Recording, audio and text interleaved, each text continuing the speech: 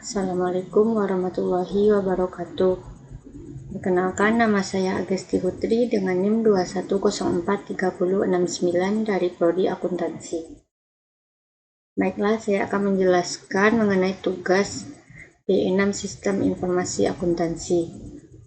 Yang pertama, jelaskan mengapa sebuah entitas bisnis mau menggunakan sebagian atau semua hal, yaitu firewall, CIRT (Intrusion Prevention System) dan Intrusion Detection System.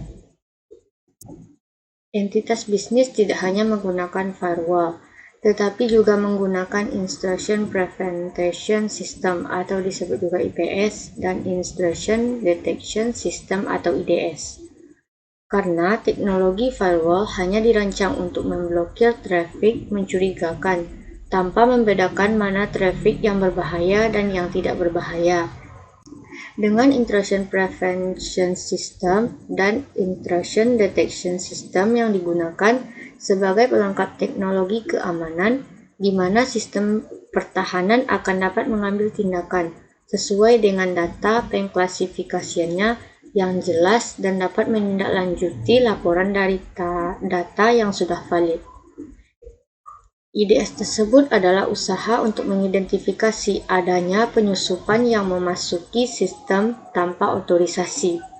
IDS merupakan program atau aplikasi yang mampu mendeteksi gangguan pada sistem suatu organisasi atau entitas bisnis. Yang kedua yaitu di antara 3 jenis pengendalian, preventif, detektif, dan korektif, manakah yang akan paling saudara prioritaskan untuk diterapkan pada sebuah entitas bisnis? Apakah tipe yang saudara pilih itu sama jika kasusnya perusahaannya tidak punya sistem sama sekali dengan yang sudah punya sistem? Menurut saya yang paling diprioritaskan ialah pengendalian preventif. Karena pengendalian preventif tersebut adalah pengendalian yang dilakukan sebelum timbulnya permasalahan atau menjadi pengendalian untuk mencegah terjadinya error condition yang sudah terjadi pada suatu entitas bisnis. Jika perusahaan sudah memiliki sistem sebelumnya, maka lebih baik jika menggunakan sistem tersebut, sebab perusahaan sudah terbiasa dengan apa yang sudah dijalankan sebelumnya dan juga sudah memahami apapun dampaknya terhadap entitas bisnis di suatu perusahaan. Yang ketiga yaitu pemisahan tugas dan fungsi terkadang tidak mungkin secara ekonomis untuk sebuah bisnis kecil. Menurut Anda, apakah solusi untuk mengatasi hal ini? Pada sebuah entitas bisnis kecil yang pada umumnya memiliki sedikit barang yang dijual serta pegawai yang sedikit, dikarenakan membutuhkan tambahan tenaga kerja karena pembagian tugas akan efektif bila diiringi ketersediaan tenaga kerja. Pada bisnis kecil hal ini kurang layak secara ekonomis karena pengeluaran untuk pegawai akan lebih besar daripada pendapatan yang masuk pada suatu entitas bisnis.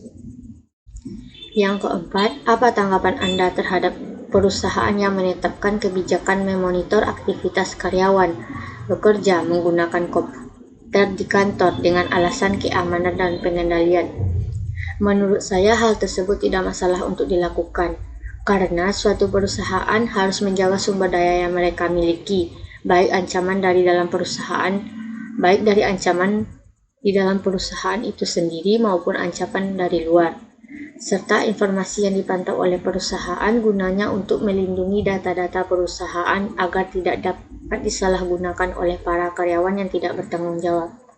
Kebijakan memonitor ini digunakan agar dapat meminimalisasi ancaman dari dalam perusahaan yang berpotensi akan menghasilkan kerusakan yang lebih serius dibandingkan dengan ancaman dari luar, karena ancaman dari dalam lebih mengetahui apa saja yang ada di sistem informasi dari suatu entitas bisnis atau perusahaan tersebut.